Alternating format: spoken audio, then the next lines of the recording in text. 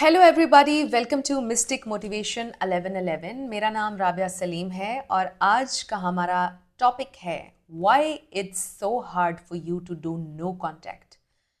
आपके लिए no contact क्यों इतना मुश्किल है? क्यों आपसे रहा नहीं जा रहा है? क्यों आप इस तकलीफ को ओवरकम नहीं कर पा रहे? क्यों आप उनसे दूर नहीं रह पा रहे हैं? इसका सिर्फ और सिर्फ एक रीज़न है और इसका क्योर क्या है वो भी मैं आपको आज इस वीडियो में बताने वाली हूँ। क्यों आपके लिए नो कांटेक्ट इतना ज़्यादा हर दिन डिफ़िकल्ट हो रहा है? क्यों एक-एक सांस भारी हो रही है? क्योंकि आपको एंग्ज़ायटी है। आप एंग्शियस हैं, एंग्ज़ायटी ऑफ द अननोन। देखें, जब हम किसी रिलेशनशिप में होते हैं और दोनों तरफ से प्यार मोहब्बत होता है, हमें ऐसे लगता है कि चीज़ें हमारे कंट्रोल में हैं, जबकि कंट्रोल एक इल्यूज़न है। हम दुनिया में कभी किसी चीज़ को कंट्रोल नहीं कर सकते, ना ही कोई चीज़ हमारे कंट्रोल में है, राइट? हम तो खुद आउट ऑफ कंट्रोल हो जाते हैं। तो कंट्रोल एक इल्यूजन है। जब आपको ऐसा फील होता है कि वो इंसान आपसे ब्रेकअप करके चला गया तो एकदम you feel out of control. आपको लगता है कि ये इंसान आपके कंट्रोल से, ये सिचुएशन कंट्रोल से बाहर हो रही है और आप पैनिक करते हैं, आपको पैनिक अटैक्स होते हैं, आप एंग्जाइटी में चले जाते हैं, वो वापस आएगा या नहीं? क्या ये रिलेशनशिप हमेशा के लिए ख़त्म हो गया है? क्या होगा? You know what's what's next? तो ये जो फियर होता है ना, फियर ऑफ अननोन, ये एक एंग्जाइटी, ये आपको हर जगह फॉलो करती है। सिर्फ और सिर्फ आपकी ये जो एंग्जाइटी है, इसकी वजह से आपके लिए नो कांटेक्ट बहुत ज़्यादा डिफ़िकल्ट होता है, क्योंकि आप बहुत ज़्यादा एंग्शियस हो जाते हैं। तो इसका क्योर क्या है? अब इसका क्योर मैं आपको बताने लगी हूँ। इसका क्योर कोई मेडिसिन नहीं है फ्रेंड्स, इसका क्योर थेरेपी भी नहीं है। मैंने बहुत सारे लोग देखे हैं जो मेडिकेशन पर जाते हैं और पता नहीं क्या क्या करते हैं। मैं मेडिकेशन के हक में बिल्कुल भी नहीं हूँ। मेरी नज़र में इट्स अ प्रोपेगेंडा। तो इसका cure having a spiritual and religious practice. इसका सिर्फ और सिर्फ एक ही क्योर है फ्रेंड्स। आपकी एंग्जाइटी को स्पिरिचुअल या रिलीजियस प्रैक्टिस ठीक कर सकती है। So what I mean by that, जिसे भी आप अपना सोर्स मानते हैं, जिसे भी आप हायर पावर मानते हैं, उससे आपने कनेक्ट करना है। मैंने बहुत लोगों में ये वाला इशू देखा है, एंग्जाइटी एंड डिप्रेशन का। मुझे डिप्रेशन पर बिल्कुल भी एतबार नहीं है, ना ही मैं कभी डिप्रेशन में गई हूँ। सो चाहे आप अल्लाह को मानते हैं, चाहे आप जीसस को मानते हैं, चाहे आप भगवान को मानते हैं, जिसे भी आप सोर्स मानते हैं, जिसे भी आप हायर पावर मानते हैं अपनी ज़िंदगी में, आपका उसके ऊपर बिलीफ होना चाहिए, फेथ होना चाहिए। उसी से आपकी ये जर्नी आसान होगी। जितना आप सोर्स के करीब होंगे, जो भी आपकी हॉली बुक है, गीता है, बाइबल है, कुरान है, उसको पढ़ें और अपने दिल में उतारें उसको। कुछ ना कुछ डेली रूटीन में आपके ऐड होना चाहिए।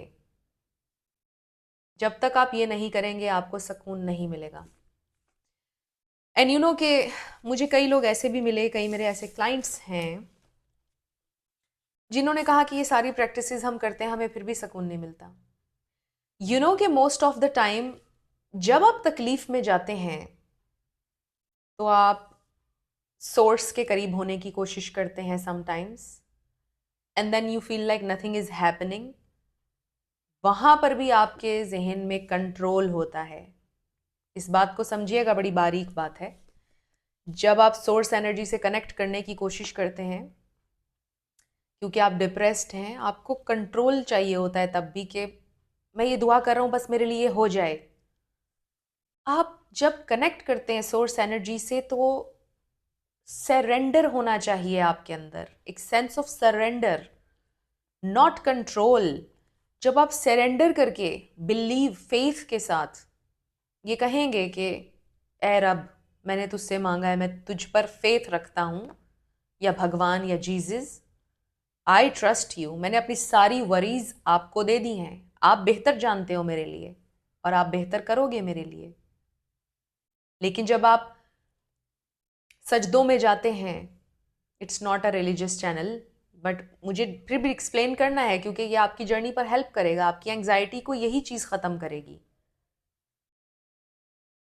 सो आपका एक बिलीफ होना चाहिए, आपको सोर्स से कनेक्ट होना चाहिए, अपनी स्पिरिचुअल साइड से, जिसे भी आप अपना सोर्स मानते हैं उससे कनेक्ट होना चाहिए, और फिर आपके अंदर सरेंडर होना चाहिए, और फिर आप यकीन करके चलें तो आपकी ये जर्नी आसान हो जाएगी, आपको एंग्जाइटी नहीं होगी।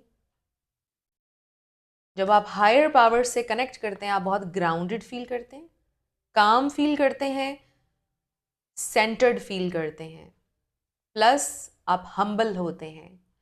हमारी जो ईगो सेल्फ होती है ना, उसको रिजेक्शन पसंद नहीं है।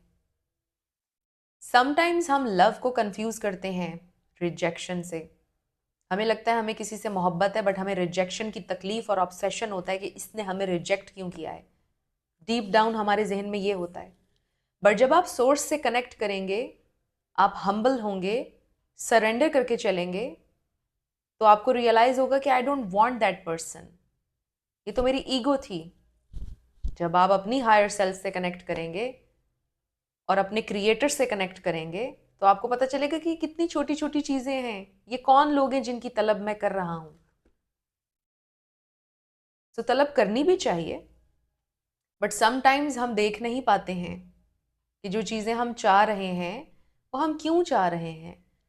क्या ये वाकई ही में हमारी मोहब्बत है, या हमारा ऑब्सेशन है, या रिजेक्शन की तकलीफ है। सो एंग्जाइटी का क्योर सिर्फ और सिर्फ इसी में है कि आपकी कोई ना कोई स्पिरिचुअल प्रैक्टिस ज़रूर होनी चाहिए फ्रेंड्स, उसके बाद ही आपकी एंग्जाइटी हल होगी। इसके अलावा आपको अपनी लाइफ में मेडिटेशन ज़रूर शामिल करनी चाहिए। सुबह उठते साथ ही 4 से 5 मिनट चाहे मेडिटेट करना शुरू करें, कोई भी हल्का सा म्यूज़िक लगाकर। इवन अगर आपकी बाइबल है, बाइबल के आप वर्सेस चला सकते हैं, आंखें बंद करके सुने, दिल में उतारें। सो सरेंडर करके चलें, कंट्रोल से नहीं, और जिद मत लगाएं कि मुझे यही चीज़ चाहिए बस। Don't do that, just surrender. जितना सरेंडर करके लाइफ में चलेंगे उतना हर चीज़ आपको मिलेगी, मैग्नेटिक हो जाएंगे आप। सो आई रियली रियली होप कि ये वाला वीडियो आप लोगों के लिए हेल्पफुल था। अगर रहा तो मुझे आपने कमेंट सेक्शन में बताना है, और फ्रेंड्स मेरे चैनल को आप लोगों ने सब्सक्राइब किए बिना नहीं जाना है। Thank you so much for watching this video.